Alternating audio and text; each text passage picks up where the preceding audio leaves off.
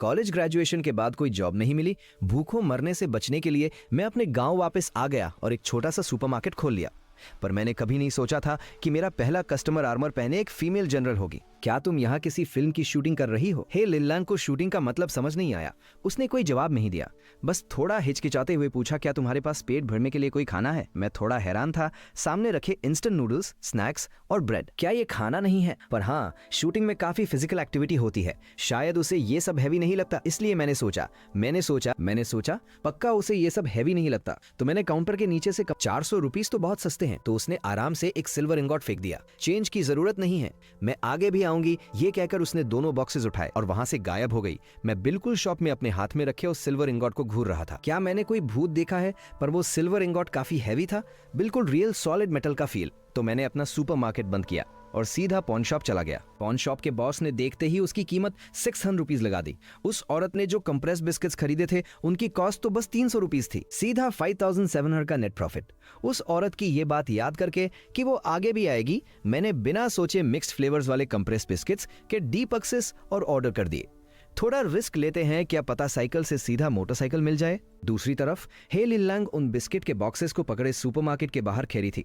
उसे ये सब किसी सपने जैसा लग रहा था। वो आधे यकीन और आधे शक के साथ उन बिस्किट्स को लेकर डेजर्ट के बॉर्डर पर बने अपने सिटी वापस आई और चलते चलते उसने ऑर्डर दिया, डॉक्टर शेन को बुलाओ। जब डॉक्टर शेन दौड़ते हुए वहां पहुंचे तो हे लिनलांग के सामने रखे उन कंप्रेस्ड बिस्किट्स को देखकर उनके होश उड़ गए। तभी हे लिनलांग ने एक कंप्रेस्ड बिस्किट का पैकेट निकाला, उसे फाड़ा और उनकी तरफ बढ़ा दिया। जरा चेक करो, कहीं इसमें पॉइजन तो नहीं है? डॉक्टर शेन पूरी तरह कंफ्यूज थे, पर उन्होंने वैसा ही किया। उन्होंने उसे सूंघा और थोड़ा सा टेस्ट किया, फिर एक बोल पानी मंगवाकर उसे उसमें भिगोया। पूरी तरह से डिटेल में टेस्ट करने के बाद वो खुशी से चिल्ला पड़े, यंग जनरल, इसमें कोई पॉइजन नहीं है और ये सच में बहुत टेस्टी है। ये आप कहां से लाई हैं? डॉक्टर शेन पूरी तरह से रेस्पेक्ट के साथ हे लिनलांग को देख रहे थे। जब से वहां सिर्फ उड़ती हुई रेत थी, पानी और खाने की बहुत कमी थी और बैकअप सप्लाईज भी नहीं पहुंच पा रही थी। योंगजो अब गिर चुका था और आर्मी पूरी तरह से फंस चुकी थी। हे लिनलांग ने तुरंत ऑर्डर दिया, सभी स्क्वाड्स को ऑर्डर दो कि अपना सिल्वर और गोल्ड इकट्ठा करें, हम ये आइटम्स खरीदने जाएंगे। उसका सब जनरल ऑर्डर फॉलो करने के लिए मुड़र गया, पर डॉक्टर शेन के लिए ये बात किसी एलियन लैंग्वेज जैसी थी। खरीदने, ये चीजें खरीद कर लाई गई है। हे लिनलांग ने हाँ में सिर हिलाया। हाँ, एक छोटी सी आले से खरीदी है। डॉक्टर शेन को यकीन नहीं हो रहा था, एक छोटी सी आले से खरीदा गया है। उस आले में क्या यहाँ पर अभी भी कोई मर्चेंट्स बचे हैं? जनरल के चेहरे पर टेंशन थी। जनरल, ऐसी चीजें हमने पहले कभी नहीं देखी और वैसे भी ये जगह पूरी तरह तबाह हो चुकी है, सारे सिविलियंस भाग चुके हैं, तो यहाँ अब मर्चेंट्स कहाँ से आएंगे? कुछ तो अजीब है यहाँ, और जहाँ अजीब चीजें होती है वहाँ अतरा होता है। जनरल, थोड़ा संभल कर रहिए। वहाँ मौजूद सभी लोग ही लिनलांग को समझाने लगे। उसने अपने दोनों डेप्यूटीज की तरफ देखा और भारी आवाज में कहा, क्या तुम्हारे पास खाना और पानी लाने का कोई और तरीका है? सब जनरल ने अपने सूखे और फटे हुए होठ बंद कर लिए। उसकी ये आमोशी चीख चीख कर उनकी मजबूरी बयान कर रही थी। इस मुसीबत के वक्त उनके पास एक चांस लेने के अलावा और कोई रास्ता नहीं था। तभी कमांडर वापस आ गए हैं, हे जोजियांग, जो कि अब मिडिल एज में थे, पर उनकी प्रेजेंस बहुत पावरफुल थी। अंदर आते ही उनकी नजर टेबल पर रखे उन पेपर बॉक्सेस पर गई। मैंने सुना है तुम सिल्वर कलेक्ट करवा रही हो कुछ खरीदने के लिए। हे लिनलांग ने आगे बढ़कर रिस्पेक्ट से सैल्यूट किया। कमांडर, ये वो खाना है जो मैं एक छोटी सी एले से खरीद कर लाई हूँ। डॉक्टर शेन ने इसका चेकअप कर लिया है, इसमें कोई पॉइजन नहीं। डॉक्टर शेन ने तुरंत सपोर्ट करते हुए कहा, हाँ हाँ, ये खाने के लिए बिल्कुल सेफ है, कोई पॉइजन नहीं है। हे जोजियांग ने उन अजीब से पेपर बॉक्सेस और उनके अंदर रखे बिस्किट्स को देखा और बिना वक्त बर्बाद किए ऑर्डर दिया। अब हेलो गाइस, अगर आप क्रिकेट फॉलो करते हो तो मेरे पास आपके लिए एक ग्रेट न्यूज है। इंडियन प्रीमियर लीग 2026 स्टार्ट हो गया है और मैंने सारे मैचेस एक ऐप के थ्रू फॉलो किए हैं, जिसमें सब कुछ एक ही जगह मिलता है। Latest match schedule, live matches का कवरेज और अपनी स्पोर्ट्स नॉलेज से बेहतरीन कमाई करने का मौका। और आईपीएल के स्टार्ट के लिए इस टीम ने कुछ अमेजिंग गिफ्ट्स प्रिपेयर किए हैं। पूरे टूर्नामेंट के दौरान इन्होंने कैश प्राइजेस और एप्पल प्रोडक्ट्स के गिव अवेज किए हैं। यही है एक परफेक्ट चांस अपना फोन अपग्रेड करने का। और यही नहीं, आईपीएल के दौरान सभी नए प्लेयर्स को उनके पहले 4 डिपॉजिट्स पर बहुत अच्छा बोनस मिलेगा। पहली बार ऐसा हो रहा है और अभी आप 70,000 रुपीज तक का बोनस इजीली ले सकते हो हमारे प्रोमो कोड एनीबाईटी के साथ। कमेंट में दिए गए लिंक को फॉलो करो, वेबसाइट पर अपडेट्स चेक करते रहो और अपना गेमिंग जर्नी अभी से रेडी करो। अपने साथ एक टीम लो और पहले चलकर वहां का मुआयना करो। हे लिनलांग ने तुरंत ऑर्डर माना और 30 फुल्ली आर्म्ड सोल्जर्स के साथ उस एले में पहुंच गई। उस अजीब से डोर कर्टन के सामने खड़ी होकर उसने इशारा किया और अंदर चली गई। 30 लोग भी उसके पीछे पीछे आगे बढ़े। पर अगले ही पल हे लिनलांग हैरान रह गए। सिर्फ वो अकेली ही अंदर आई थी। बाकी लोग कहाँ गए? बाहर वो सोल्जर्स खंडहर के बीच एक दूसरे की शक्ल देख रहे थे। कहाँ है वो शॉप? कहाँ है मर्चेंट? नहीं वेट, हमारी जनरल कहाँ है? सारे सोल्जर्स घबराकर आसपास ढूंढने लगे, पर वहां टूटी दीवारों और मलबे के अलावा कुछ नहीं था। कैप्टन ने तुरंत ऑर्डर दिया, आधे लोग यहाँ रुको, बाकी मेरे साथ आओ, कमांडर को रिपोर्ट करनी है। वो लोग निकलने ही वाले थे कि तभी हे लिनलैंग उस डोर कर्टन से बाहर आती हुई दिखाई दी। बिल्कुल कंफ्यूज होके, तुम लोग अंदर क्यों नहीं आए? वहां सबकी रूह कांप गई। कैप्टन ने डरते हुए अपना थूक निकला और बोला, जनरल हम अंदर गए थे, पर वहां सिर्फ खंडहर है, ना कोई सिल्वर है और ना ही कोई शॉप। हे लिनलैंग पूरी तरह से कंफ्यूज हो गई। ऐसा कैसे हो सकता है? एक बार फिर ट्राई करो। हे लिनलैंग ने सबके साथ मिलकर कई बार ट्राई किया, पर रिजल्ट वही निकला। सिर्फ वो ही उस सुपरमार्केट के अंदर जा सकती थी। अब उसको थोड़ा थोड़ा समझ आने लगा था, शायद वो शॉप सिर्फ उसी को दिखाई देती थी, इसलिए उसने सोल्जर से वो सिल्वर और कॉपर कॉइन्स लिए और एक बार फिर अकेली अंदर चली गई। पर अंदर घुसते ही वो सीधा मुझसे अटकराई। मैंने पिछले दरवाजे के सेंसर की वेलकम वाली रिकॉर्डिंग कई बार सुन ली थी। बार बार बजने की वजह से मैं इरिटेट हो गया था और रिजल्ट मैं सीधा हे लिनलैंग से टकरा गया और उसके हाथ में जो तलवार थी उसे देखकर मेरी जान ही निकल गई। तुम आ गई। हे लिनलैंग ने देखा कि मेरी नजर डर के मारे उसकी तलवार पर अटकी हुई है, तो उसने तुरंत एक्सप्लेन किया, मैं कुछ खरीदने आई हूँ।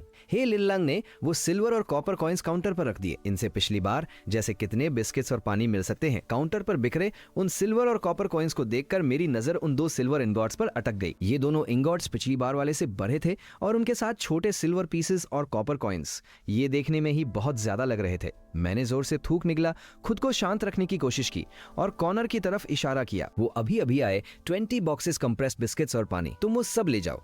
अभी मेरे पास बस इतना ही है। हे लिनलैंग ने हाँ में सिर हिलाया और मेन पॉइंट पर आते हुए बोली, तो अगली बार जब मैं आऊंगी क्या तुम और ज्यादा बॉक्सेस अरेंज कर सकते हो? से 50 बॉक्सेस चलेगा? मैंने बिना हिचकिचाए हाँ कर दी। नो प्रॉब्लम, तुम बस लेने आ जाना। अंदर ही अंदर थोड़ी गिल्ट फील हो रही थी, तो मैंने पीछे स्टोर रूम से कुछ बॉक्सेस, इंस्टेंट नूडल्स और कुछ लंचन मीट कैंस भी निकाल लिए। थोड़ा सोचने के बाद मैंने एरबोतो लिकर की एक बोतल भी उसे पकड़ा दी। हे लिनलैंग ने अपनी तलवार वापस कवर में डाली और कई बार चक्कर लगाकर वो सारा सामान पीछे के दरवाजे से बाहर निकाल लिया। जब वो चली गई और सारा सामान वहां से हट गया, मैंने शांति का सांस लिया, सुपरमार्केट का मेन डोर बंद किया और सीधा पॉन शॉप निकल गया।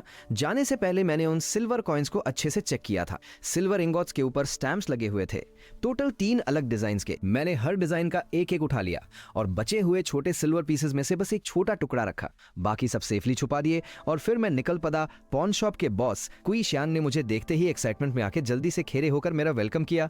सर आइए आइए बैठिए। शाओयुए जल्दी चाय लाओ। सर आए हैं बैठिए। शाओयुए जल्दी चाय लाओ। मैंने हाथ हिलाकर मना किया और सीधा सिल्वर इंगॉट्स निकालकर टेबल पर रख दिए बिना फालतू बात किए। जरा बताओ इनकी वैल्यू कितनी होगी? जैसे ही उसने मुझे सिल्वर इंगॉट्स टेबल पर आराम से फेंकते देखा, उसने थोड़ा दर्द महसूस करते हुए याद दिलाया, आराम से आराम से, ये काफी रेयर चीज है। पूरा चेक करने के बाद वो बड़ी एक्साइटमेंट के साथ बोला, ये दोनों सिल्वर इंगॉट्स 10 तैल के हैं और इनकी कंडीशन भी बहुत अच्छी है। मैं इन्हें 3 पर पीस के हिसाब से लूंगा, कैसा रहेगा? मैंने तुरंत वो इंगॉट्स वापस खींचे और 3 कॉपर कॉइन्स टेबल पर फेंक दिए। एक बार इनको भी देख लीजिए। उन कॉपर कॉइन्स को देखते ही कुई शांग के माथे पर शिकन आ गई। उसने इतने सालों से पॉन शॉप चलाई थी तो वो इस मार्केट का एक्सपर्ट था, पर उन 3 कॉपर कॉइन्स पर बने डिजाइन और पैटर्न्स उसने पहले कभी नहीं देखे। लेकिन एक बात जो और भी अजीब थी वो ये कि इन 3 कॉपर कॉइन्स की सरफेस बिल्कुल शाइनी थी, जैसे इनका रेगुलरली यूज किया गया हो। ये देखने में फेक भी नहीं लग रहे थे। क्या ये किसी ऐसे छोटे समय के एम्पायर के थे जिसके कॉइन्स हिस्ट्री में रिकॉर्ड ही ना हुए हों? रेयर चीजें हमेशा कीमती होती है। अगर ये कॉपर कॉइन्स रियल निकले तो इनकी वैल्यू इजीली बहुत हाई हो सकती है। कुई शांग के दिल में लालच आ गया, पर उसने अपने चेहरे पर आने नहीं दिया और पूछा, सर क्या आपके घर में ऐसे और भी कॉपर कॉइन्स हैं? मैंने भी उसको घुमाते हुए जवाब दिया, अगर मैं इन्हें लाया हूं तो आप बस इन्हें चेक कीजिए, प्राइस सही लगा तो दे दूंगा, वरना अपने साथ वापस ले जाऊंगा। ये बोलकर मैंने दिल में चुपचाप आद किया, कुछ भी हो जाए मैं ये नहीं बताऊंगा कि ये भूत ने दिए हैं। कुई शांग के होठ थोड़े हिले। उसने कॉपर कॉइन्स को बहुत ध्यान से देखा, पर वो अभी भी किसी फाइनल फैसले पर नहीं पहुंच पा रहा था। मुझे एग्जैक्ट श्योर नहीं हो रहा सर, मैं इनके बारे में 100% कंफर्म नहीं हूं। एक काम करते हैं, ये दोनों सिल्वर इंगॉट्स मैं ले लेता हूं और इन 3 कॉपर कॉइन्स की फोटोज मैं अपने टीचर को दिखाता हूं। जैसे ही कोई अपडेट मिलेगी मैं आपको कॉल कर लूंगा। मैं थोड़ा चौंक गया। टीचर? मेरी ऐसी शक्ल देखकर कुई शांग ने एक फीकी मुस्कान दी। मैं एंटिक्विटीज अप्रेजल में ग्रेजुएट हूं और मेरे टीचर इस फील्ड के टॉप एक्सपर्ट है। ये सुनकर मेरे दिल में थोड़ी सिंपैथी आ गई। सही बात है यार, कॉलेज स्टूडेंट्स के लिए जॉब मिलना बहुत मुश्किल है। मैंने उसको देखा जब वो अपने फोन से उन कॉपर कॉइन्स की कई फोटोज ले रहा था। फिर आखिर में उसने कॉइन्स मुझे वापस कर दिए और अगले ही सेकंड उसने देखा कि मैंने एक और छोटा सिल्वर का टुकड़ा निकाल लिया। इस बार बिना मेरे बोले ही चुई शांग ने उसे ले लिया। अपने हाथ में उसका वेट चेक किया और बड़े कॉन्फिडेंस के साथ उसने हाथ में उसका वजन महसूस किया और कॉन्फिडेंस के साथ बोला, ये प्योर सिल्वर है, कोई प्रॉब्लम नहीं। मैंने सुकून की सांस ली और अपने छोटे सिल्वर पीसेस और कॉपर कॉइन्स वापस रख लिए। फिर मैंने वो दोनों बड़े सिल्वर इंगॉट्स बेच दिए और उन 20,000 रुपीस को लेकर पॉन शॉप से निकल गया। घर वापस जाते वक्त मैं सोचने लगा, इस स्पीड से तो मुझे यकीन है कि आगे भी वो जनरल ट्रांजैक्शंस के लिए आएगी। अगर ऐसे 2-4 डील्स और हो गए तो मेरे इस साल का प्रॉफिट गोल वैसे ही पूरा हो जाएगा। जॉब क्यों ढूंढनी है, मुझे तो अब कोई मेहनत करने की जरूरत ही नहीं है। एक सेफ बेचने वाली दुकान के पास से गुजरते हुए मैं पता नहीं किस धुन में उस दुकान के अंदर चला गया और एक सेफ खरीद लिया। घर में अब सिल्वर, कॉपर और इतनी सारी कीमती चीजें जमा होने लगी हैं, एक सेफ होना सच में जरूरी है। कुछ खाना पक करवा के जब मैं घर पहुंचा तो सेफ की डिलीवरी भी तभी हुई। पेट भर के मैंने तुरंत उन सारी कीमती चीजों को उठाया और सेफ में लॉक कर दिया और उसके बाद अपना हिसाब किताब शुरू किया। हे लिनलांग को दिए गए सामान की टोटल कॉस्ट सिर्फ 3,700 रुपीस थी और आज की मेरी टोटल सेल्स पूरे 4,000 रुपीस की हुई। सीधा तारवे था 700 रुपीस का नेट प्रॉफिट और इसमें मैंने अभी तक वो बचे हुए छोटे सिल्वर पीसेस और कॉपर कॉइन्स अद नहीं किए हैं। इनसेन प्रॉफिट है ये। इन पैसे के सामने अगर भूत से भी डील करनी पड़े तो क्या फर्क पड़ता है, बस पैसे छापते रहो। मैं इन्हीं कैलकुलेशंस के बारे में सोचता रहा और हंसते हंसते सो गया। पर वहां हे लिनलांग की दुनिया में तहलका मच चुका था। खरीद कर लाए गए बिस्किट्स और पानी को फिर से डॉक्टर शेन ने टेस्ट किया था और रिजल्ट वही था, बिल्कुल सेफ, कोई पॉइजन नहीं। लेकिन सब लोगों के मन में अभी भी एक बड़ा सवाल गूंज रहा था। वो शॉप सिर्फ और सिर्फ हे लिनलांग को दिखाई दे रही थी और उस शॉप का मालिक एक पतला दुबला, छोटे कपड़े पहने हुए एक बहुत ही हैंडसम यंग लग रहा था, जबकि बाकी सबको वहां उस दरवाजे के अंदर बस खंडर नजर आ रहा था। ये कोई इल्यूजन तो नहीं हो सकता? अगर ये जादू टोना होता तो इतना सारा सामान सच में हमारे पास कैसे आ जाता? सारी आर्मी इस बारे में बात कर रही थी। किसी ने अजीब सी थियरी दी, क्या ये कोई मिराज तो नहीं? तभी किसी और ने चैलेंज किया, तुमने कभी ऐसी मिराज देखी है जिसको तुम छू सको और वहां से सामान खरीद सको? पर ये कहानियां तो सदियों से चलती आ रही हैं। हमने नहीं देखा तो इसका ये मतलब तो नहीं कि ऐसा नहीं होता। ये पॉइंट वैलिड था। सब एकदम चुप हो गए। पर कमांडर हे जाओजान ज्यादा प्रैक्टिकल अप्रोच रखते थे। उन्होंने हे लिनलांग की तरफ देखकर कहा, कल तुम अपने साथ कल तुम और लोगों को लेकर जाना और जितना ज्यादा खाना और पानी हो सके खरीद कर लाना, और हाँ, उससे पूछना कि वो शॉप वहां और कितने दिनों तक रहेगी। हे लिनलांग ने हाँ कहा और तुरंत अपनी प्रिपरेशंस में लग गई। हे जाओजान ने अपने पास खैरे सब जनरल की तरफ देखा और गहरी आवाज में बोले, अगर कल सच में इतना सारा खाना और पानी आ गया तो हम सीज के लिए तैयार हो जाएंगे। ये सुनते ही वहां सब खुश हो गए और अपने अपने कामों में लग गए। अगली सुबह मैं फुल एनर्जी के साथ उठा और ग्राउंड फ्लोर पर सामान रिसीव करने चला गया। जो डिलीवरी बॉस सामान देने आया था वो सालों से मेरे पेरेंट्स के साथ बिजनेस कर रहा था। इतना सारा स्टॉक देखकर उससे रहा नहीं गया और पूछने लगा, भाई इतने सारे कंप्रेस्ड बिस्किट्स और पानी का क्या करोगे? कोई नया बड़ा क्लाइंट मिला है क्या? मैंने बिना सोचे जवाब दिया, हाँ समझ लो वैसा ही कुछ। एक बहुत बड़ा ऑर्डर मिला है जंगल सर्वाइवल ट्रेनिंग के लिए। हाँ, जंगल सर्वाइवल की ट्रेनिंग चल रही है। हर किसी को अपने साथ कंप्रेस्ड बिस्किट्स और मिनरल वाटर कैरी करना पड़ेगा। डिमांड बहुत ज्यादा है।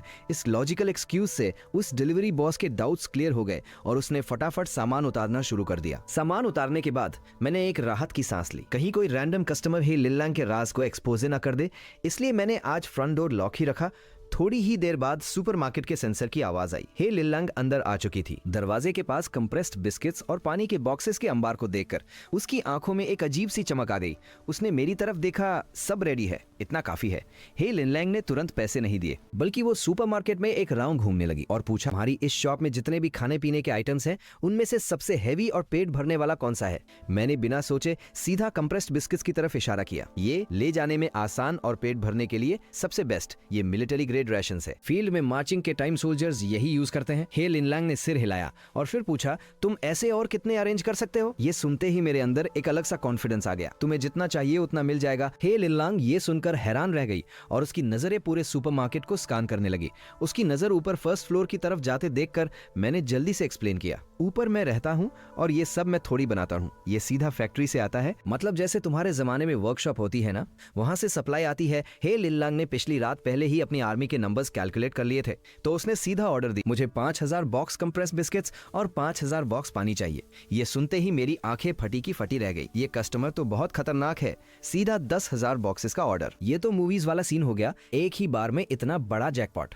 पर उसी वक्त मुझे एक गड़बड़ का एहसास हुआ। अगर ये सच में कोई गोश्त नहीं है तो एक पुरानी सदी का इंसान इतने सारे राशंस क्यों खरीद रहा है? और उसके कपड़े देखो, ये तो बिल्कुल वार पर जाने वाली सिचुएशन लग रही है। क्या सच में?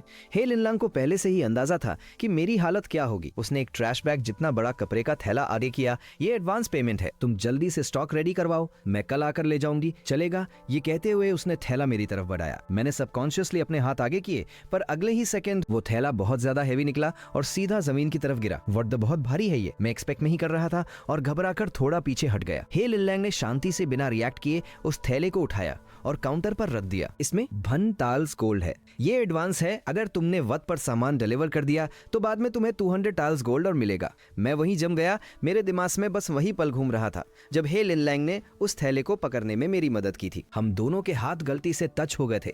उसके हाथ की वो रफ और गर्म फील किसी गोस्ट की नहीं हो सकती।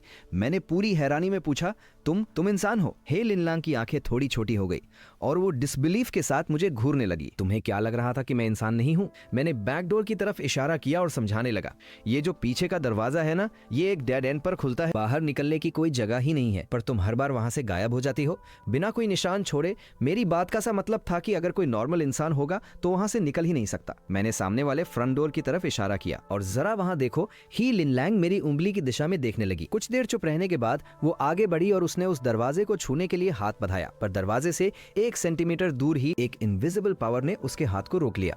वो चाहकर भी उसे टच नहीं कर पा रही थी। मैं शॉक में ये सब होते देख रहा था। हे लिनलैंग ने भी थोड़ी तात लगाई और प्रेस करने की कोशिश की, पर वो 1 इंच की दूरी कभी क्रॉस ही नहीं हुई। हे लिनलैंग ने मेरे चेहरे की उड़ती हुई रंगत देखी तो हम दोनों के बीच सन्नाटा छा गया। मैंने एक गहरी सांस ली, जोर से अपना थूक निगला और प्लास्टिक का स्टूल खींचते हुए कहा, बैठ जाओ, मुझे लगता है हमें खुलकर बात करनी चाहिए। हे लिनलैंग ने हाँ में सिर हिलाया। हमारी इस लंबी और खुली बातचीत के बाद दोनों तरफ फिर से सन्नाटा छा गया। काफी देर तक वहां खामोशी रही, जब तक मेरा दिमाग ठीक से फोकस नहीं हो गया। मेरी गांव के कोने में बनी ये छोटी सी सुपरमार्केट किसी दूसरे डिमेंशन से कनेक्टेड थी। ये तो पूरी तरह से माइंड ब्लोइंग था। हे लिनलैंग भी धीरे धीरे इस रियलिटी को डाइजेस्ट कर रही थी।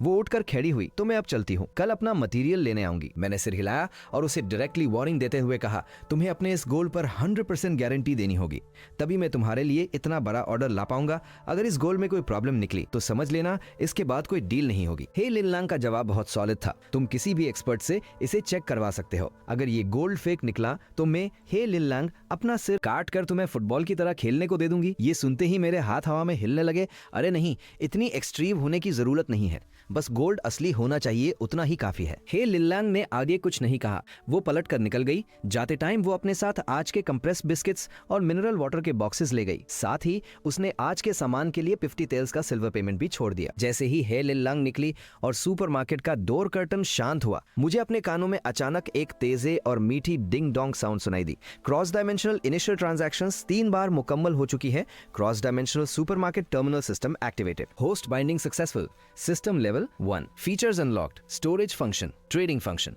Level 1 system trading dimension, the great Liang dynasty. Level 1 system trading partner, 1 person bind हो चुका है, ही लिनलैंग। फिर एक मेटालिक और रोबोटिक आवाज सुनाई दी, ding dong. Supermarket total revenue 26,000 rupees, silver 50 taels, copper coins 56 और advance deposit 100 taels gold. Trading partner की एंट्री का मोड, स्पेस टाइम रिफ्ट, सिर्फ हे लिनलैंग इस टर्मिनल को यूज कर सकती है। मेरे कानों में एक के बाद एक सिस्टम नोटिफिकेशन बजने लगे। मैं पूरी तरह शॉक में था। मैंने सोचा ही था कि अचानक से एक पिछले जमाने का जनरल मेरे छोटे से ग्रोसरी स्टोर में खरीदारी करने कैसे आ सकता है। पता चला कि मेरी आम सी दुकान अब एक क्रॉस डायमेंशनल सुपरमार्केट बन चुकी है, वो भी सिस्टम बाइंडिंग के साथ। इतने साल वीडियो गेम्स खेलने के अपने एक्सपीरियंस से मुझे समझ आया कि ऐसे सिस्टम्स को हमेशा अपग्रेड किया जा सकता है। अभी सिर्फ लेवल 1 पर मैं हे लिनलैंग के साथ ट्रेड कर सकता हूँ।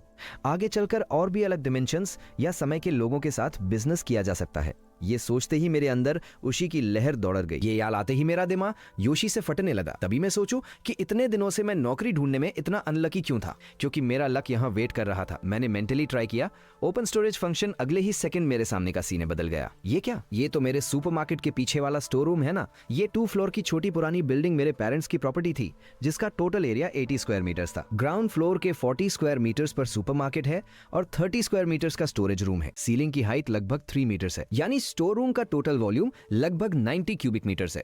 हे लिनलैंग के 5000 बॉक्स कंप्रेस्ड बिस्किट्स और मिनरल वाटर अगर एक बार में फिट ना आए तो 2 बार में पक्का फिट हो जाएंगे। लॉजिकल फ्लो पूरी तरह क्लियर हो गया। तो सबसे पहले मैंने उस थैले में रखे गोल्ड को देखने का डिसाइड किया। मैंने वो बड़ा बैग खोला, वहां बिना किसी चमक दमक के सॉलिड गोल्ड इंगॉट्स रखे थे। ये गोल्ड इंगॉट साइज में ज्यादा बड़े नहीं थे, उनकी शेप हल्की सी फ्लैट थी, दोनों एंड से चौड़े और बीच से पतले, थोड़ा बोटाई स्टाइल, जिसके सेंटर पर स्टैंप मार्क छपे थे। मैंने अपना मोबाइल निकाला और डायरेक्टली ऑनलाइन सर्च किया कि इन गोल्ड इंगॉट्स की एक्चुअल मार्केट प्राइस क्या होनी चाहिए। एक बेसिक आइडिया लगने के बाद मैंने उनमें से 2 गोल्ड इंगॉट्स उठाए और अपने साइड बैग में डाल लिए और कल वाले उन 3 कॉपर कॉइंस को भी साथ ले लिया। बाकी बचे 8 गोल्ड इंगॉट्स को सेफली अपने सेफ में डाल दिया। ये सब सेट करके मैं एक बार फिर उस पॉन शॉप की तरफ निकल पड़ा ताकि 5000 बॉक्स कंप्रेस बिस्किट्स और 5000 बॉक्स पानी खरीद कम से कम 8 लाख चाहिए।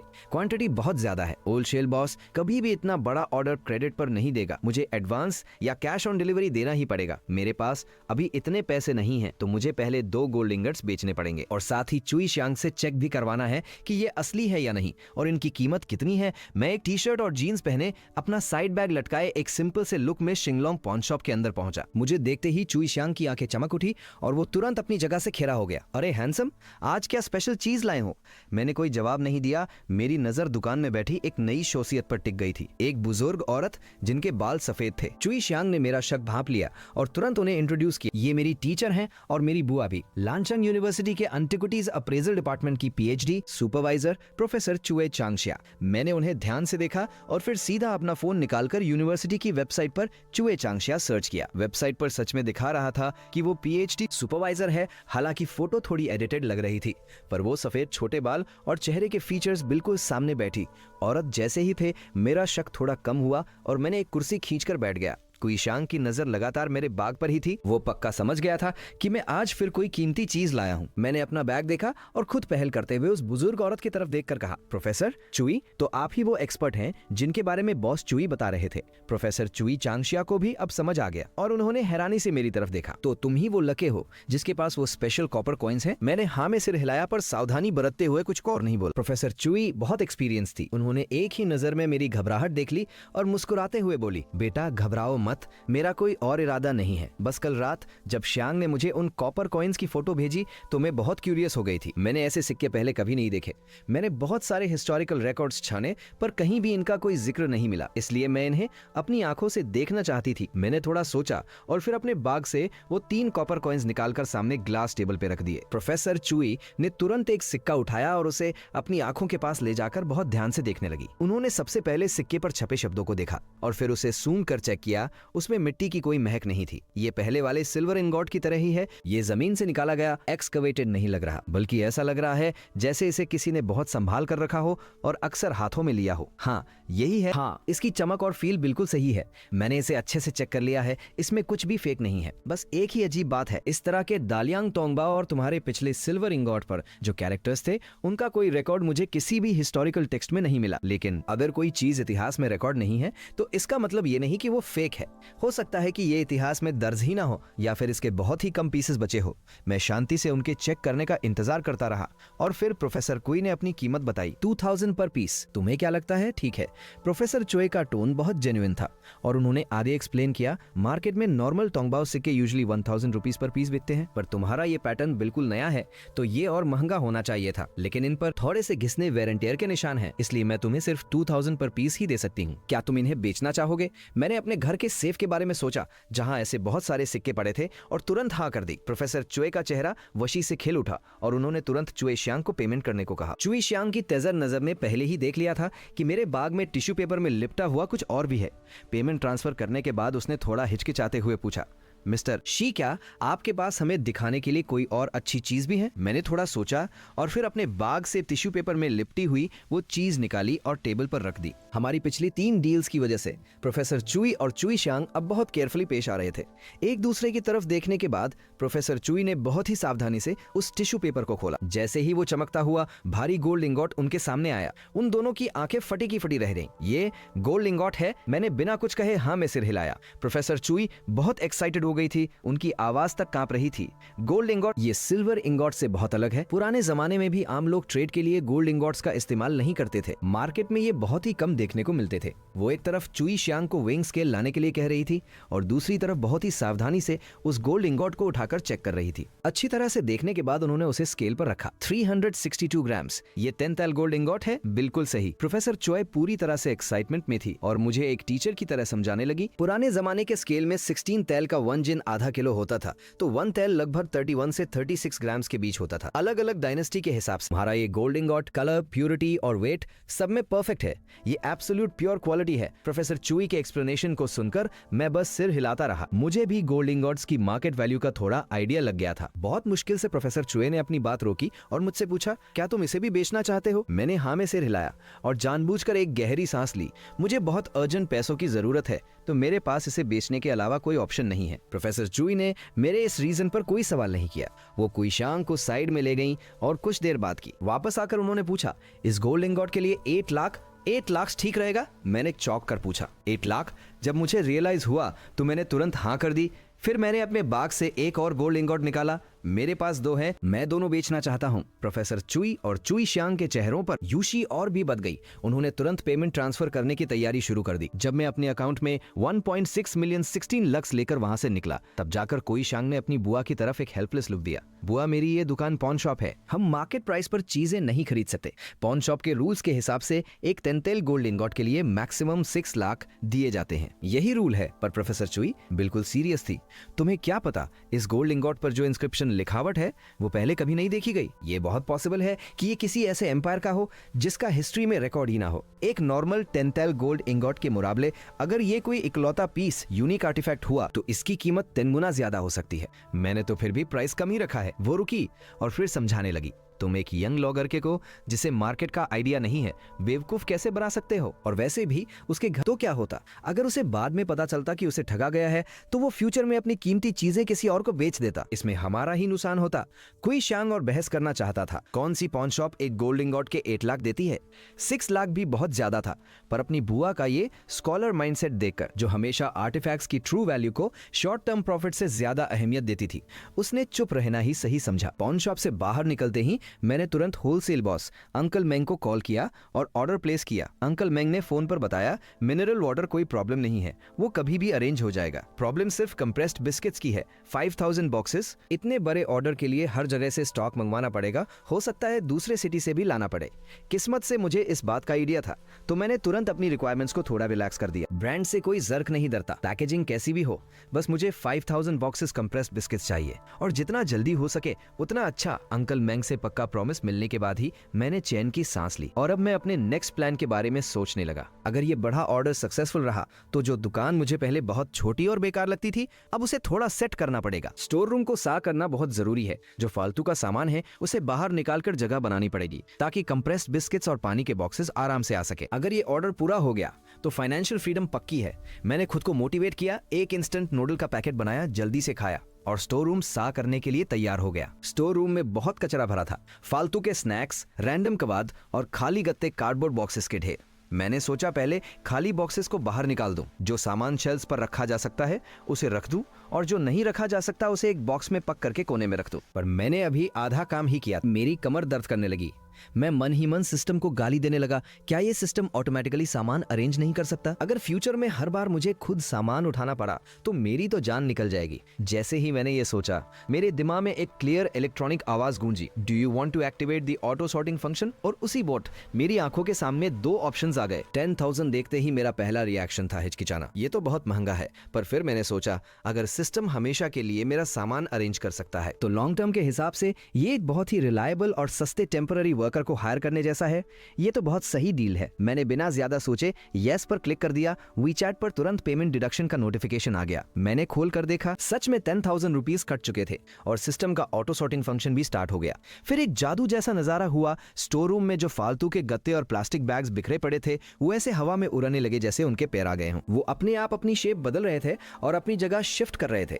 सारा सामान अपने आप पैक हो रहा था और बॉक्सेस में जा रहा था। जो सामान शेल्फ्स पर रखा जा सकता था वो ऑटोमेटिकली बिल्कुल परफेक्टली अरेंज हो गया और जो शेल्फ्स पर फिट नहीं हो रहा था वो कार्टन बॉक्सेस में पाक होकर शेल्फ्स के टॉप पर सेट हो गया। इतना ही नहीं, जो शेल्फ्स पहले धूल से भरी थी वो अब बिल्कुल सा हो गई थी। एक भी धूल का कण नहीं था। यहाँ तक कि स्टोर रूम का अर्श भी इतना सा हो गया था जैसे किसी कुत्ते ने चाट चाट कर सार किया हो। इस बिल्कुल साफ सुथरे स्टोर रूम और शेल्फ्स को देखकर मेरा मन बहुत खुश हो गया। मैं तुरंत काउंटर के पीछे बैठा और आराम करने के लिए एक गिलास पानी डाला।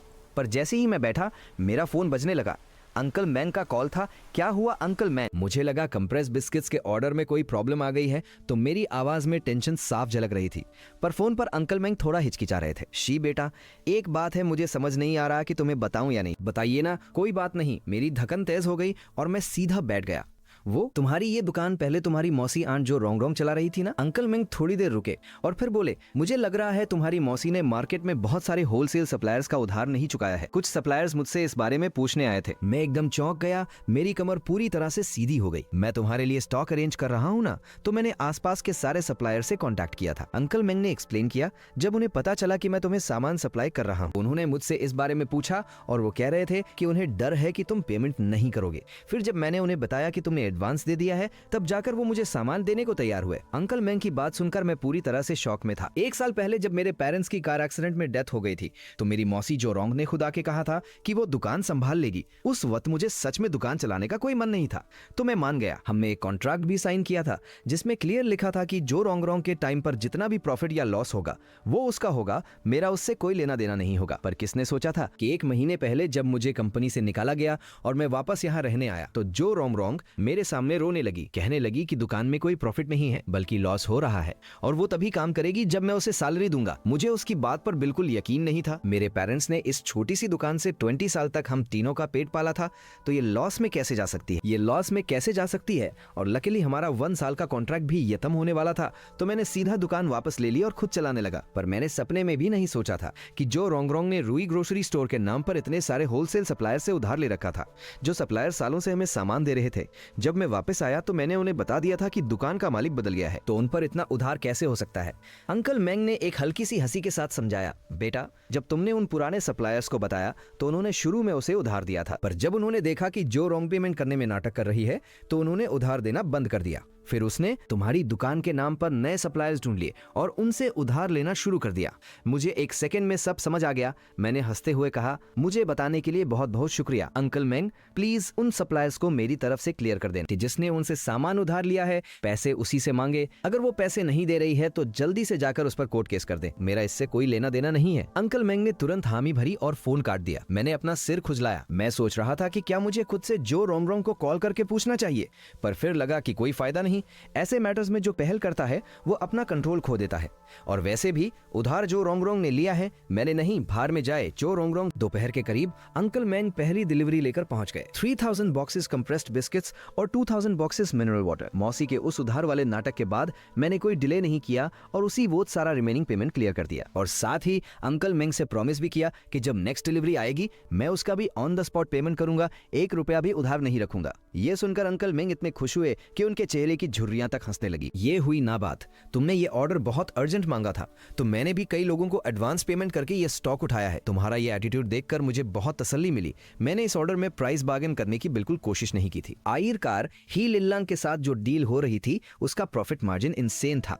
मैं बस इतना चाहता था कि सारा सामान टाइम पर और परफेक्टली रेडी हो जाए ताकि फ्यूचर डील्स में कोई प्रॉब्लम ना आए। क्योंकि शॉप के अंदर सिर्फ हे लिनलांग ही आ सकती थी, सामान अनलोड करना एक प्रॉब्लम था। इसलिए मैंने अंकल मैंग से 2 फ्लैटबेड ट्रॉलीज हाथ गादियां रख ली जो पिछले दरवाजे से अंदर आ सके। मेरा प्लान था कि सिस्टम का ऑटो सॉर्टिंग फंक्शन यूज करके इन ट्रॉलीज को भर दूं ताकि हे लिनलांग आसानी से सामान ले जा सके। अंकल मैंग खुशी खुशी मान गए और प्रॉमिस किया कि बाकी का स्टॉक वो शाम तक भिजवा देंगे। फिर वो जल्दी से वहां से निकल गए। मैंने सुपरमार्केट का मेन डोर लॉक किया, सिर्फ बैक डोर खुला रखा और फिर सिस्टम के ऑटो सॉर्टिंग फंक्शन का यूज करके आए हुए सारे कंप्रेस्ड बिस्किट्स और पानी को बैक डोर के पास परफेक्टली अरेंज कर दिया ताकि हे लिन सुपरमार्केट का सेंसर बज उठा। हे लिनलांग अंदर आई। दरवाजे के पास फुल लोडेड फ्लैटबेड ट्रॉलीज देखकर उसकी आंखें चमक उठी। उसने पक्का एक्सपेक्ट नहीं किया था कि मैंने इतना सब सोच कर रखा होगा। इन 2 ट्रॉलीज से बहुत आसानी हो जाएगी। तुम पहले एक ट्रॉली बाहर ले जाओ, अनलोड करो और खाली ट्रॉली वापस ले आओ। तब तक मैं सिस्टम से दूसरी ट्रॉली लोड कर दूंगा। इससे काम बहुत जल्दी हो जाएगा। हे लिनलांग ने हाँ में सिर हिलाया और बिना कुछ कहे एक हैवी लेदर बैग मेरी तरफ बढ़ा दिया। मैंने बैग खोलकर देखा, उसमें पूरे 20 गोल्ड इंगट्स भरे हुए थे। पेमेंट पूरी तरह क्लियर क्लियर हो चुकी थी। ट्रॉली ले जाओ। हे लिनलांग ने सिर हिलाया, एक फुल लोडेड ट्रॉली को धक्का दिया और बैक डोर से बाहर निकल गई। बाहर इंतजार कर रहे सोल्जर्स पूरी तरह तैयार थे। जैसे ही ट्रॉली बाहर आई, उन्होंने फटाफट सामान अनलोड किया और हॉर्स कार्ट्स में लोड करना शुरू कर दिया। बहुत ही स्पीड में एक ट्रॉली का सारा सामान कार्ट पर लोड हो गया। फिर हे लिनलांग खाली ट्रॉली वापस ले आई ताकि मैं उसे दोबारा लोड कर सकूं, पर 2-4 चक्कर लगाने के बाद हे लिनलांग को कुछ अजीब लगने लगा। वो एक फुल ट्रॉली बाहर ले जाती और कुछ ही पलों में जब वापस आती तो दूसरी ट्रॉली पहले से ही फुल लोडेड और परफेक्टली सेट मिलती और मैं वहां आराम से खड़ा रहता, ना कोई पसीना ना कोई थकावट, जैसे मैंने कुछ किया ही ना हो। पर हे लिनलांग ने कुछ नहीं पूछा। ये दुकान अपने आप में ही बहुत मिस्टीरियस थी।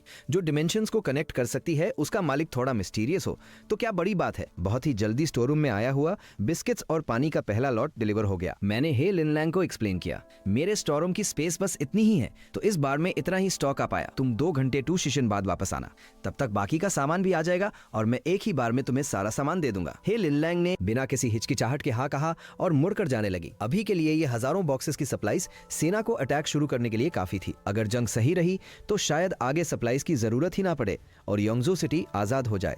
पर जैसे ही वो दरवाजे तक पहुंची, हे लिनलांग को अचानक कुछ याद आया। वो रुकी, मुड़ी और पूछा, बॉस शी, क्या तुम्हारे पास घाव ठीक करने की दवा, एक्सटर्नल वुंड मेडिसिन और घाव धोने के लिए स्ट्रॉन्ग शराब, हाई प्रूफ अल्कोहल मिल सकती है? जितनी ज्यादा मिल सके उतना अच्छा। मैं सुनते ही समझ गया। मैं हंसते हुए बोला, तुम डर रही हो कि बैटल में सोल्जर्स घायल होंगे और तुम्हारे पास दवाइयां नहीं है, है ना? हो जाएगा, तुम मुझे पैसे दो, मैं अभी तुम्हारे लिए स्टॉक मंगवा लेता हूँ, सब अरेंज कर दूंगा। हे लिनलांग की आंखों में एक रिस्पेक्ट की चमक आ गई। उसने बस इतना कहा, तुम इंतजार करो, और वो तेजी से बैक डोर से बाहर निकल गई। कुछ ही देर बाद हे लिनलांग पसीने से भीगी हुई वापस अंदर आई।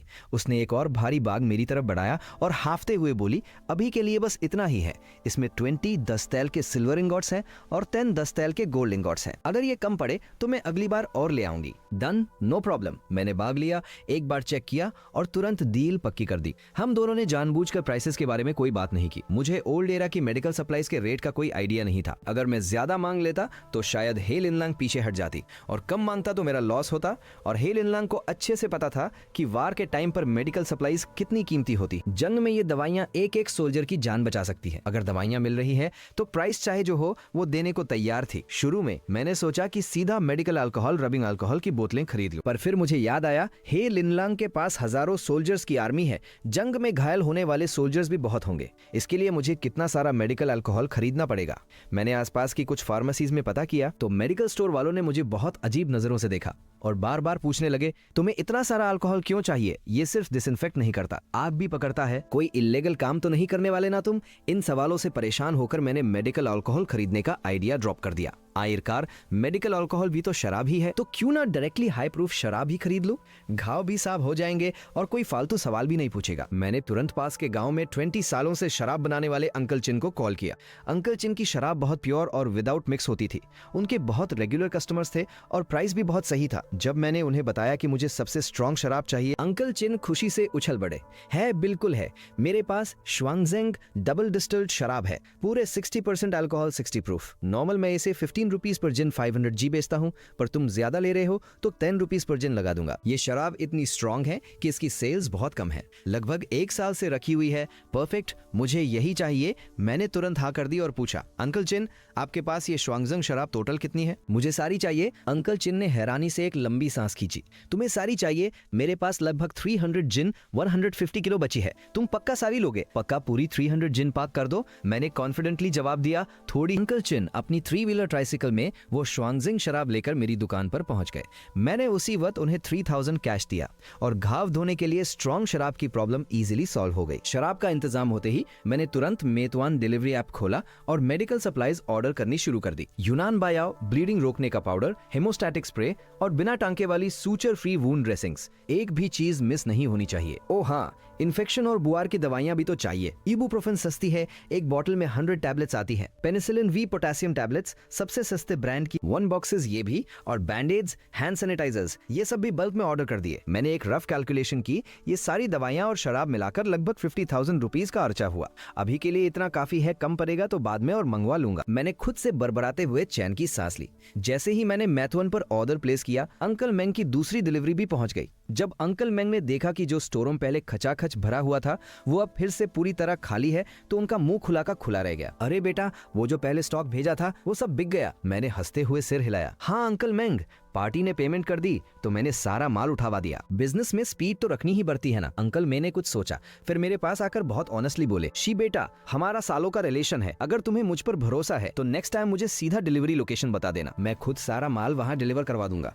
तुम्हें यहाँ अनलोड करके फिर से लोड करने की फालतू मेहनत नहीं करनी पड़ेगी। तुम टेंशन मत लो, मैं एक शब्द भी किसी को नहीं बताऊंगा, मेरी वजह से तुम्हें कोई प्रॉब्लम नहीं होगी। अंकल मेंग की ये बात सिर्फ मेरा काम आसान करने के लिए नहीं थी, बल्कि वो अपना स्टैंड भी क्लियर कर रहे थे कि वो कभी मुझे धोखा नहीं देंगे और मेरे क्लाइंट को डायरेक्ट अप्रोच करके मेरा बिजनेस खराब नहीं करेंगे। मैंने मुस्कुराते हुए पोलाइटली मना कर दिया, अंकल मेंग, मुझे आप पर पूरा भरोसा है और मुझे पता है आप मेरी भलाई के लिए कह रहे हैं ताकि मेरी मेहनत बच सके, पर मेरा ये क्लाइंट थोड़ा अजीब है, उसे खुद आकर सामान ले जाना पसंद है, उसे किसी आउटसाइडर का आना जाना पसंद नहीं है, इसलिए आपको यहीं डिलीवर करना पड़ेगा। Sorry for the trouble.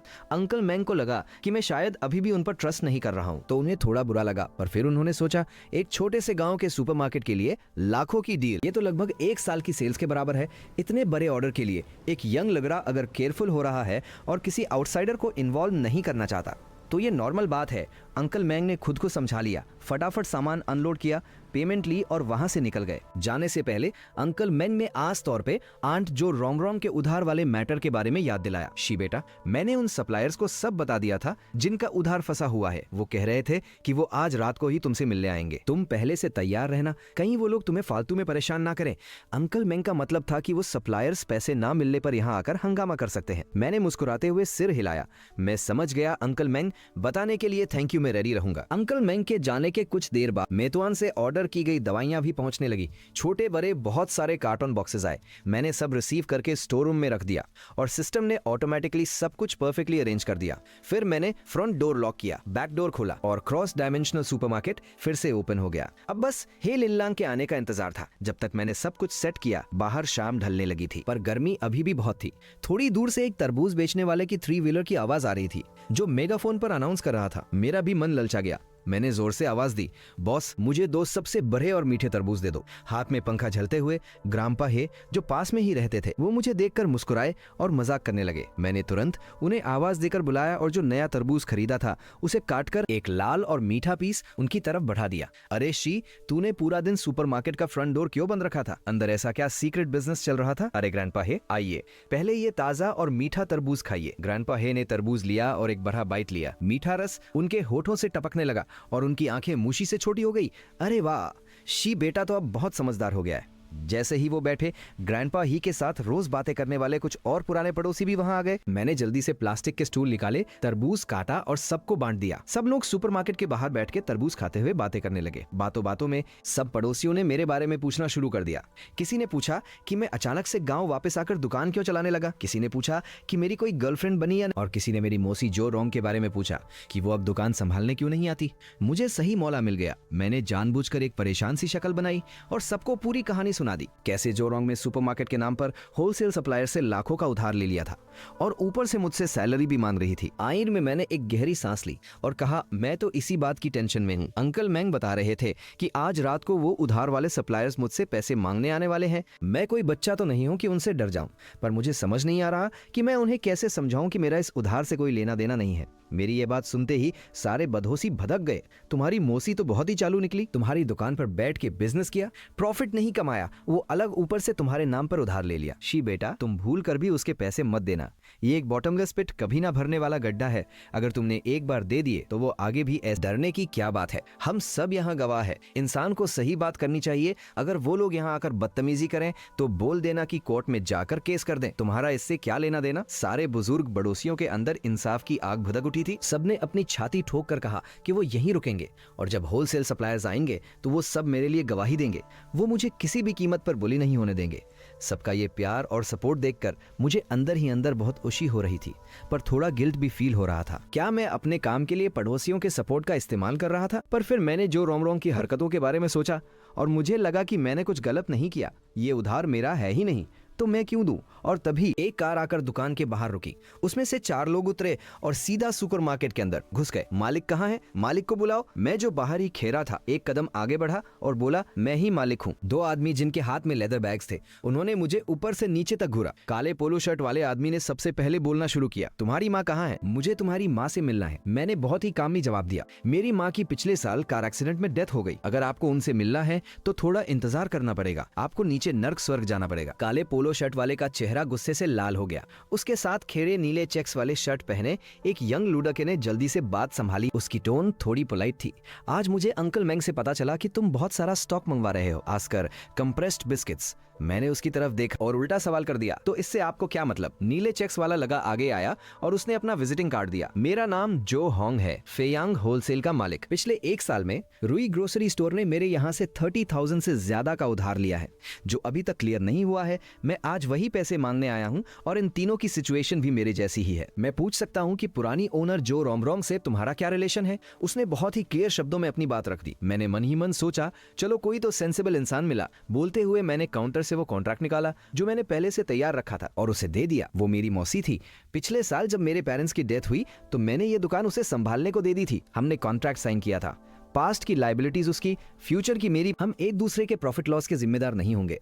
जो होंग ने कॉन्ट्रैक्ट पर चेहरे भी उतर गए थे। उनमें से एक ने गुस्से में चिल्लाते हुए कहा, अरे क्या फर्क पड़ता है, तुम सब एक ही फैमिली हो। अब तुम दुकान चला रहे हो तो पैसे तुम्हें ही देने पड़ देंगे, और वैसे भी तुमने अभी इतना बड़ा ऑर्डर पूरा किया है तो ये थोड़े से पैसे तुम्हारे लिए क्या बड़ी बात है। उसकी इस बात ने मेरे अंदर आग लगा दी। वो मेरी मौसी है, मेरी माँ नहीं। सिर्फ इसलिए कि मुझे कोई बड़ा ऑर्डर मिला है, मैं उसके किए हुए घोटालों का बिल क्यों भरूं?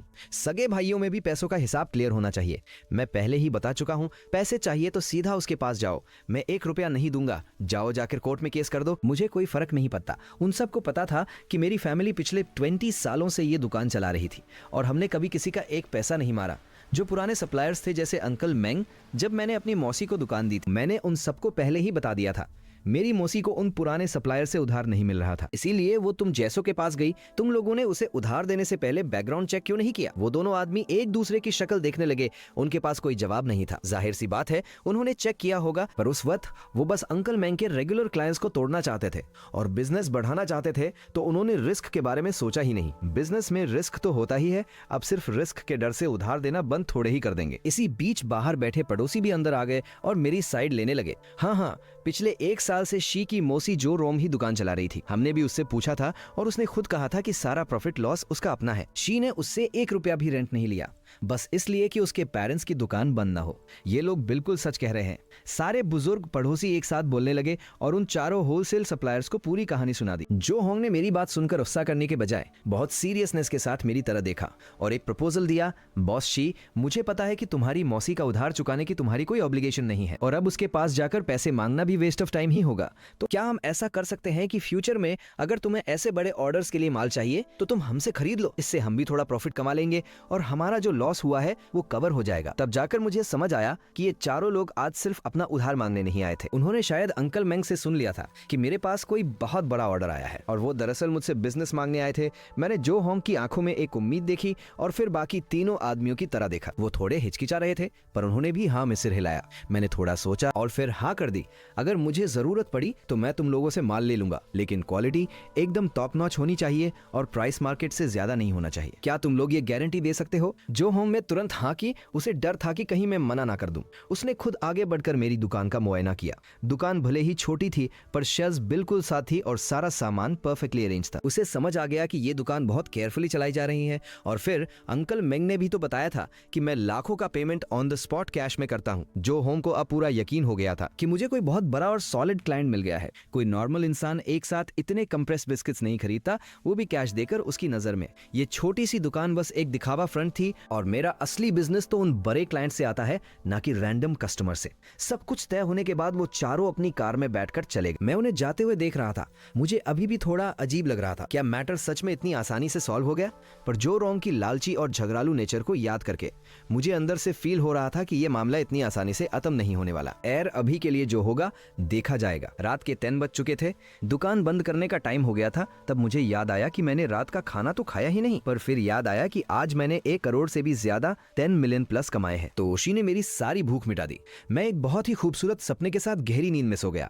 मुझे बिल्कुल अंदाजा नहीं था कि उसी वक्त हे लिनलांग अपनी आर्मी को लीड करते हुए योंगजो सिटी पर रात के अंधेरे में हमला नाइट अटैक कर रही थी।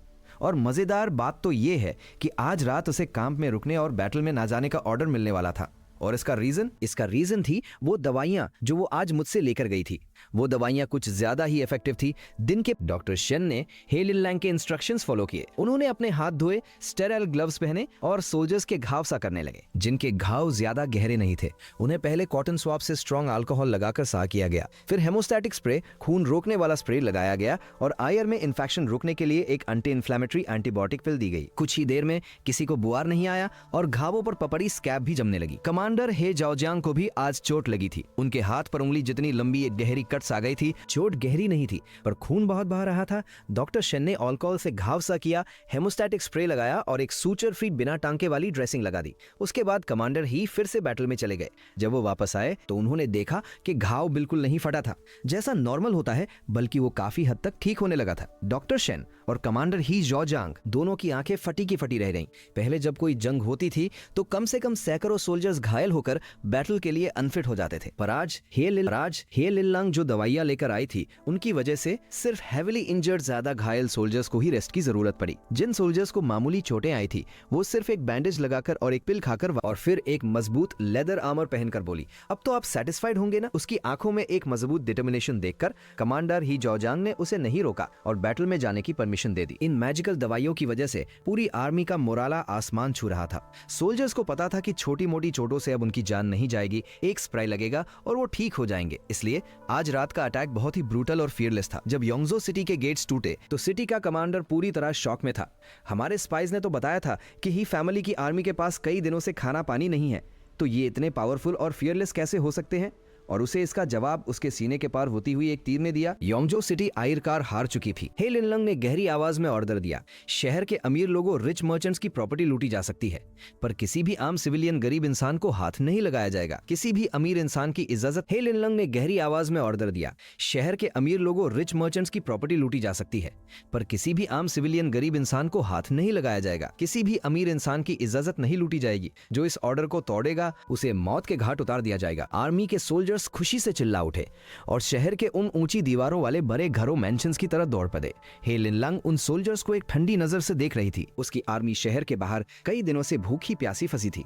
सोल्जर्स के अंदर बहुत उत्साह भरा था और कमांडर हे जाओजियांग के पास जाकर बो करते हुए बोली, कमांडर मैं अब वापस जा रही हूँ। कमांडर ही ने उसे एक नजर देखा और जब देखा कि उसे कोई चोट नहीं आई है तो उन्होंने हाँ में सिर हिला दिया। हे लिनलांग सीधा ग्जीमा टाउन बेस कैंप वापस आई और सबसे पहले डॉक्टर शेन को ढूंढने गई ताकि घायलों की गिनती और दवाइयों की रिक्वायरमेंट पता कर सके। डॉक्टर शेन ने टेबल पर रखी उन सूचर फ्री ड्रेसिंग्स की तरह इशारा करते हुए बहुत अर्जेंसी में कहा, मुझे ये 1000 पीसेस चाहिए। नहीं, जितने ज्यादा मिल सके उतने ले आओ। और ये खून रोकने वाला पाउडर, स्प्रे और इन्फेक्शन की दवाइयां, ये सब भी जितना हो सके उतना ले आओ। हे लिनलांग ने आसमान की तरह देखा। आधी रात जीशी पार हो चुकी थी। उसे पता था कि वो दुकान अब बंद हो चुकी होगी, तो उसने सोचा कि क्यों ना इस टाइम का यूज करके एक प्रॉपर लिस्ट। ही लिनलांग को कुछ याद आया।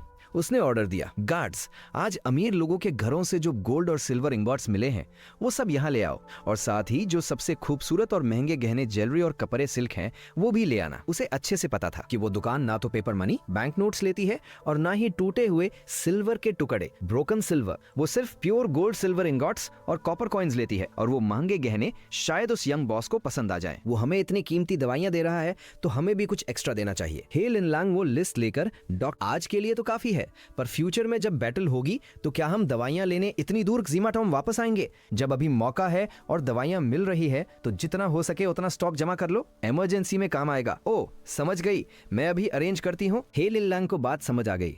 अगली सुबह मैं मुंह हाथ धोकर फ्रेश हुआ और जैसे ही सुपरमार्केट का बैकडोर खोला, हे लिनलांग अंदर आ गई। जैसे ही हमारी नजरें मिली हम दोनों एक सेकंड के लिए फ्रीज हो गए। आज उसने अपने कपड़े चेंज किए थे। उसने एक बहुत ही क्लीन और एलिगेंट व्हाइट ड्रेस पहनी हुई थी। बालों में एक जेड हेयरपिन लगा था। उसका वो हैवी आर्मर उतर चुका था और उसकी जगह एक बहुत ही सॉफ्ट और ब्यूटीफुल लुक ने ले ली थी। वो बहुत ही स्टनिंग लग रही थी। मेरे दिमाग में बस एक ही याद आया, ब्यूटी दैट कैन कॉज। मैंने उसके कपड़ों की तरफ इशारा किया और मजाक करते हुए पूछा, क्या बात है, जंग जीत ली, आज आर्मर नहीं पहना? उसके गालों पर एक हल्की सी लाली ब्लश आ गई। उसने मेरी नजरों से बचने की कोशिश की और आहिस्ता से एक छोटा सा बॉक्स मेरे सामने काउंटर पर खिसका दिया। उसकी आवाज में थोड़ी सी हिचकिचाहट थी। ये तुम्हारे लिए है। मैंने उस बहुत ही खूबसूरत बॉक्स को देखा जिस पर शेल्स, गोल्ड और सिल्वर के तारों, फिलिग्रे से बहुत ही डिटेल काम किया गया था। मेरी आंखें हैरानी से बड़ी हो गईं। हे लिनलैंग ने वो बॉक्स काउंटर पर रखा और मुझे उसे खोलने का इशारा किया। जैसे ही मैंने उस बॉक्स का ढक्कन खोला, अंदर की चमक से मेरी आंखें चौंधिया गईं। वो बॉक्स पूरी तरह से महंगे गहनों से भरा हुआ था। जब मैं थोड़ा नॉर्मल हुआ तो मैंने बहुत ही केयरफुली एक एक चीज बाहर निकाली और उन जेम्स की सेटिंग और उन पर लगे मोतियों, पर्ल्स का काम। ध्यान से देखने पर पता चल रहा था कि ये सब एंशिएंट टाइम्स के बेस्ट कारीगरों ने अपने हाथों से एक एक डिटेल पर काम करके बनाया था। इसमें एक अलग ही चार्म और वैल्यू थी। मेरा दिल जोरों से धकने लगा। ये पूरा बॉक्स एंशिएंट टाइम्स में भी बेशकीमती, प्राइसलेस रहा होगा। मैंने हे लिनलैंग की तरह देखा। मेरी आवाज में कंफ्यूजन था। ये सब कहां से आया? कल रात जब हमने सिटी पर कब्जा किया तो मैंने शहर के अमीर लोगों के घरों से ये सब निकाला। मुझे जो सबसे अच्छे लगे वो मैंने तुम्हारे लिए उसने देखा कि मेरे माथे पर सिकन आ गई है। मुझे थोड़ा अजीब फील हो रहा था। लूटा हुआ सामान कहीं ये मरे हुए लोगों का तो नहीं है? ये तो बहुत बैड लक, अब शकुन लाएगा। हे लिनलैंग मेरी शक्ल देखकर तुरंत समझ गई कि मैं क्या सोच रहा हूँ। उसने जल्दी से एक्सप्लेन किया, मैंने सिर्फ सामान लिया है, किसी को मारा या चोट नहीं पहुंचाई है। इन पर किसी बेगुनाह का खून नहीं लगा है। मेरी आधी टेंशन खत्म और उसमें लिखी दवाइयों के नाम और क्वांटिटी पढ़ने लगी। जैसे जैसे वो लिस्ट पढ़ रही थी मेरे माथे पर पसीना आने लगा। इतनी सारी क्वांटिटी, एक पूरी फार्मेसी को भी खाली कर दूं, तब भी इतना। उसकी आंखों में एक अलग सी चमक आ गई। पिछली बार तुमने मुझे वो नूडल्स के 2 बॉक्सेस गिफ्ट किए थे ना, उनका टेस्ट सच में बहुत अमेजिंग था। वो कितने के हैं? मेरी हंसी छूट गई। इंस्टेंट नूडल्स के स्पाइसेस, मसाले बनाए ही इसलिए जाते हैं ताकि वो आपके टेस्ट बड्स को कंट्रोल कर लें। एक पुराने जमाने का इंसान इस मैजिक से कैसे बच सकता है? अगर तुम्हें खरीदने हैं तो मैं तुम्हें 2 बॉक्सेस और गिफ्ट कर देता हूँ, पर अगर तुम्हें खरीदने हैं तो 5 टेल्स ऑफ सिल्वर, 5 चांदी के सिक्के में 10 बॉक्सेस मिलेंगे। ये एक्स्ट्रा लार्ज फैमिली पैक है। एक बॉक्स में 24 पैकेट्स आते हैं। इनका होलसेल प्राइस काफी महंगा है। मैं तुम्हें बहुत रीजनेबल प्राइस बता रहा हूँ। मैं मन ही मन कैलकुलेशन कर रहा था। 5 टेल सिल्वर मतलब लगभग 6000 रुपीज और मेरा होलसेल प्राइस सिर्फ 60 रुपीज के, सीधा 9 गुना प्रॉफिट। हाँ, सच में बहुत रीजनेबल प्राइस है। लिनलैंग ने बिना कुछ सोचे तुरंत एक 10 टेल सिल्वर इंगॉट मेरे सामने रख दिया। तो मुझे 20 बॉक्सेस दे दो। मेरे पास अभी 20 बॉक्सेस का स्टॉक नहीं है, मुझे बाहर से मंगवाने पड़ेंगे। तुम अभी के लिए ये 2 बॉक्सेस ले जाओ। ये मेरी तरफ से गिफ्ट समझो। ये बोलते हुए मुझे कुछ याद आया। मैंने सॉसेज, हॉट डॉग्स के 2 बड़े पैकेट्स भी निकालकर उसे दे दिए। इन्हें छीलकर नूडल्स के साथ गर्म पानी में डालकर खाना। टास्ट 100 टाइम्स बेटर हो जाएगा। ट्राई करना। ही लिनलैंग ने सॉसेज लिए और उसी से सिर हिलाया। फिर उसकी नजर नीचे शेल्फ पर रखी। वो तो स्ट्रॉन्ग लिकर शराब पर पड़ी और उसकी आवाज में थोड़ी रिक्वेस्ट आ गई। पिछली बार जो शराब तुमने दी थी सोल्जर्स को बहुत पसंद आई, पर डॉक्टर शेन ने वो सारी शराब घाव धोने के लिए रख ली, किसी को पीने नहीं दी। सोल्जर्स ने अभी एक बहुत बड़ी जंग जीती है तो वो सब थोड़ा सेलिब्रेट करना चाहते हैं। क्या तुम मुझे थोड़ी और शराब बेच सकते हो? बिल्कुल। अब तक हम दोनों में अच्छी अंडरस्टैंडिंग बन चुकी थी। मैं तुम्हारे लिए शराब भी अरेंज कर दूंगा। हम दोनों ने तय किया कि वो दोपहर में आके शराब और नूडल्स ले जाएगी। हे लिनलैंग थोड़े हैवी हार्ट ना चाहते हुए के साथ सुपरमार्केट के बैकडोर से चली गई। उधर आर्मी कैंप में हे लिनलैंग के जाने के बाद मैं कुछ सेकंड्स तक वहीं खेरा रहा। जब मेरा दिमाग वापस रियलिटी में आया तो मैंने बहुत केयरफुली उन सारे महंगे गहनों को वापस बॉक्स में रखा और उसे अपने सेफ में लॉक कर दिया। पिछले 20 सालों में ये पहली बार था जब किसी लड़की ने मुझे इतना महंगा गिफ्ट दिया था। मैं अपनी स्माइल कंट्रोल नहीं कर पा रहा था। मेरे मन ही मन डिसीड कर लिया, इस गिफ्ट के लिए ही सही मैं इसकी मेडिकल सप्लाईज की लिस्ट को 100% पूरा करूंगा।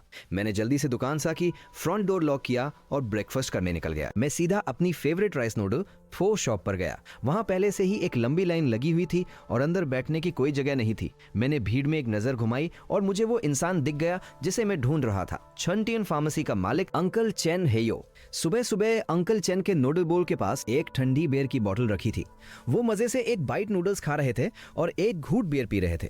बहुत ही रिलैक्स मूड में उस बियर बोतल को आधा खाली देखकर मेरी टेंशन थोड़ी कम हुई। मतलब कल रात इन्होंने ज्यादा शराब नहीं पी, आज इनसे प्रॉपर बिजनेस टॉक हो सकती है। कुछ ही देर में मैं अपना नूडल बोल लेकर अंकल चेन के सामने बैठ गया और स्माइल करते हुए बोला, अंकल चेन ब्रेकफास्ट एंजॉय कर रहे हो? अंकल चेन ने मुझे एक नजर देखा और उनकी टोन में थोड़ा मजाक था। बेटा सुना है तुमने कोई बहुत बड़ी डील क्रैक की है। मैंने भी हंसते हुए जवाब दिया, और डिनाई नहीं किया। अरे बस किस्मत अच्छी थी अंकल, गांव में अबरें बहुत तेज फैलती हैं। कल रात को डील हुई और आज सुबह तक सबको पता चल। मैंने देखा कि अंकल चेन की बेर खत्म हो चुकी है और उनके नूडल्स भी लगभग खत्म हो गए हैं। तो मैंने जल्दी से अपना बोल खत्म किया, उनके पीछे पीछे चलने लगा और बहुत जेन्युइनली बोला, अंकल चेन मुझे आपसे थोड़ा गाइडेंस चाहिए था। अंकल चेन ने मुदर कर मुझे देखा, उनके चेहरे पर एक मुझे सब पता है वाली स्माइल आ गई। मुझे पता था तू बिना काम के मेरे पास इतनी सुबह सुबह नहीं आएगा। अंकल चेन हंसने लगे। उन्होंने उस पुरानी बात पर कोई कमेंट नहीं किया। वो अपनी स्लीपर्स घसीटते हुए फार्मेसी के दरवाजे तक गए, चाबी निकाली, लॉक खोला, शटर उठाया और अंदर से एक प्लास्टिक स्टूल निकालकर मुझे दे दिया। बैठ और अब बता असल में काम क्या है। मैं बैठा और बिना कोई घुमा फिरा के सीधा पॉइंट पर आया। अंकल चेन, मेरे एक फ्रेंड को कुछ दवाइयाँ चाहिए, क्वांटिटी बहुत ज्यादा है, तो उसने मुझे पता करने भेजा है ऐसी सिचुएशंस में क्या करना चाहिए, कितनी क्वांटिटी। अंकल चेन ने कैजुअली पूछा। मैंने तुरंत हे लिनलांग वाली लिस्ट निकाली और उन्हें पकड़ा दी। अंकल चेन ने लिस्ट ली, उसे ध्यान से पढ़ा और अचानक उनकी आंखें फटी की फटी रह गईं। उनकी आवाज में शौक था। इतनी सारी, ये लोग इसका क्या करने वाले हैं। मैंने एक फेक हंसी, ड्राई लाफ हंसी। मैंने इसके लिए पहले से ही एक कहानी सोच रखी थी। वो एक बहुत बड़ी कॉर्पोरेट कंपनी है जो एक बहुत बड़ा वाइल्डरनेस सर्वाइवल ट्रेनिंग, जंगल में सर्वाइव करने का कैंप ऑर्गेनाइज कर रही है। ट्रेनिंग बहुत टफ होने वाली है, तो वो इमरजेंसी के लिए मेडिकल सप्लाई स्टॉक कर रहे हैं। मुझे इन दवाइयों की कोई नॉलेज नहीं है, मेरा तो बस इतना रोल है कि सामान दूं और कैश लूं, कोई झंझट नहीं। अंकल चेन को बात समझ आ गई। अच्छा, तो जो कल रात तूने बड़ी डील की थी वो इसी कंपनी के साथ थी। मैंने तुरंत हाँ में सिर हिलाया। हाँ बिल्कुल, तेरी लाइफ बहुत डिफिकल्ट रही है। अगर तुझे सच में पैसों की बहुत प्रॉब्लम है तो अंकल के पास 1 to 2 लाख पाड़े हैं, तू रख ले, मुझसे हिचकिचाने की जरूरत नहीं है। ये बोलते हुए अंकल चेन ने सच में अपना फोन निकाल लिया। और अगर सच में 10,000 लोग हैं तो ये क्वांटिटी नॉर्मल है। उन्होंने थोड़ा सोचा और फिर मान गए। ठीक है, इस लिस्ट की दवाइयां मैं तेरे लिए अरेंज कर दूंगा, पर कम से कम 3 दिन लगेंगे। चलेगा? बिल्कुल चलेगा। Thank you uncle chain.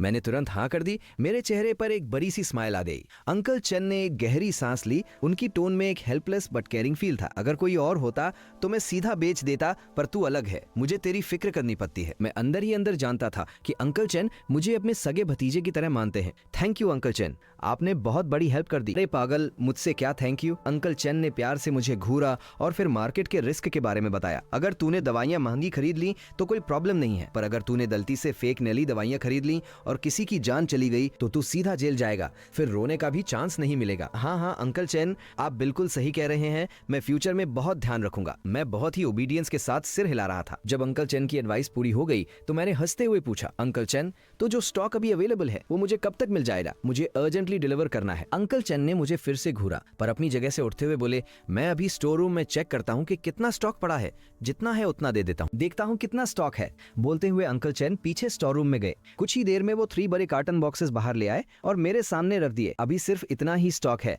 तू ये ले जा, बाकी का माल 3 दिन बाद मैं सीधा तेरी दुकान पर डिलीवर करवा दूंगा। Awesome, thank you uncle chain. मैं अपनी जगह से खेरा हुआ। टोटल बिल कितना हुआ? मैं पेमेंट की क्या जल्दी है? अंकल चेन ने हाथ हिलाकर मना किया। जब मैं 3 दिन बाद बाकी का माल लाऊंगा तब एक साथ पेमेंट कर देना।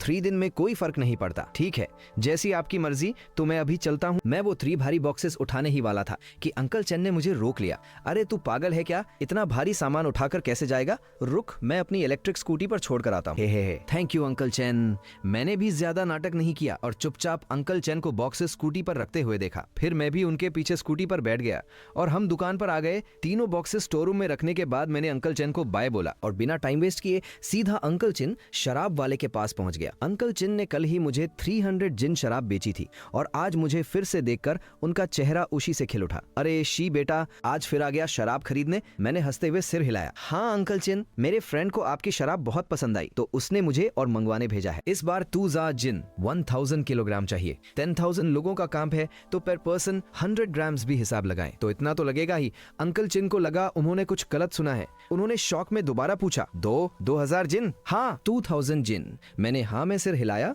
और ऐड किया। और हाँ, शराब बहुत स्ट्रॉन्ग हाई प्रूफ होनी चाहिए, अगर लाइट हुई तो। अरे नहीं अंकल चेन, मुझे शराब बिल्कुल पसंद नहीं है, मुंह से लेकर पेट तक सब जला देती है, इसमें मजा ही क्या है? अंकल चेन ने भी फोर्स नहीं किया, हिसते हुए बोले, प्राइस पिछली बार वाला ही रहेगा, 10 रुपीज पर जिन। मैं इसे प्लास्टिक ड्रम्स में पैक करके तुम्हारी दुकान पर डिलीवर कर दूंगा। Done. Thank you uncle chain. उन्हें बाय बोलकर मैं वापस अपनी दुकान पर आ गया। मैंने इंस्टेंट नूडल्स का वाह रे आई, मैं मन ही मन हंसा। कल मैंने गोल्ड सिल्वर इंगॉट्स के प्राइसेस सर्च किए थे, तो ए एल्गोरिथम ने तुरंत मेरा इंटरेस्ट कैच कर लिया और मुझे यही सब दिखाने लगा। काफी स्मार्ट है। बीच बीच में 1 to 2 कस्टमर्स आए जिन्हें मैंने सिगरेट और पानी बेचा। मैं मजे से एक आंटिक ज्वेलरी का वीडियो देख रहा था कि तभी एक बहुत ही एक्साइटेड सी लड़की की आवाज आई, हे हैंडसम, तुम यहाँ हो? मैंने सिर उठा के देखा तो मेरे सामने एक बहुत ही लंबी, टॉल, खूबसूरत लगदी खैरी थी जिसने गोल्डन फ्रेम वाले चश्मे पहने हुए थे और वो मुझे बहुत ही मोशी से देख रही थी।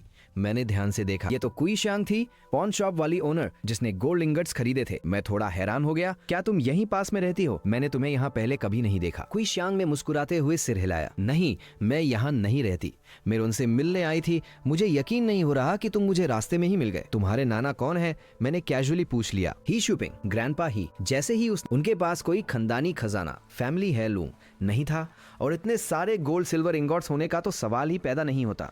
अगर चुई शांग ने ग्रैंडपा है से मेरे बारे में कुछ भी पूछा, पर मेरे पास उसकी बात मानने के अलावा कोई ऑप्शन नहीं था। मैंने सिर हिला दिया, चलो मैं तुम पर ट्रस्ट करता हूँ। जब मैंने आगे कुछ नहीं कहा तो कुई शांग भी समझदारी दिखाते हुए वहां से जाने लगी। ठीक है, मैं नाना से मिलने जा रही हूँ। कुई शांग के जाने के बाद मेरा फोन चलाने का सारा मूड खराब हो गया। मैं बस खाली सजक को घूर रहा था।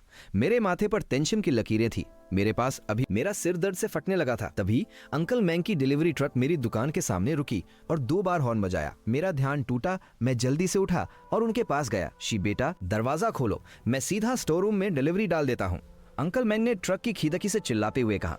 मैंने जल्दी से स्टोर रूम का शटर उठाया। अंकल मैंग ने बहुत ही एक्सपर्टली ट्रक को रिवर्स किया और सीधा स्टोर रूम के दरवाजे पर लगा दिया। हम दोनों ने मिलकर इंस्टेंट नूडल्स और पानी अनलोड करना शुरू किया। पसीना पोंछते हुए अंकल मैंग गांव की गॉसिप्स गपशप सुनाने लगे।